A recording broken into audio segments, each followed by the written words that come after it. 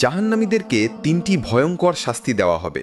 সেই তিনটি শাস্তি কতটা ভয়ঙ্কর হবে চলুন জেনে আসি। জাহান্নাম এমন একটি জায়গা যেখানে মানুষকে তার গুনাহ অনুযায়ী শাস্তি দেওয়া হবে। যখন জাহান্নামীরা জাহান্নামে প্রবেশ করবে তখন তাদেরকে তিনটি ভয়ঙ্কর শাস্তি দেওয়া হবে। নাম্বার 1, তাদেরকে জাহান্নামের আগুনের সমুদ্রে নিক্ষেপ করা হবে, যার ফলে তাদের শরীরের চামড়া পুড়ে কয়লা হয়ে যাবে, কিন্তু তবুও তাদের মৃত্যু হবে না, কারণ মৃত্যুর পর মানুষ আর কখনো মরবে না।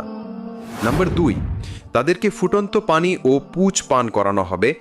আল্লাহ তাআলা বলেন, তাদেরকে পান করানো হবে ফুটন্ত পানি এবং পুঁজ, যা তারা কষ্ট সহকারে পান করবে। সূরা ইব্রাহিম আয়াত নং 17। নাম্বার 3, তাদেরকে এক প্রকার কাঁটাযুক্ত ভয়ঙ্কর ফল খাওয়ানো হবে, যা হবে বিষাক্ত।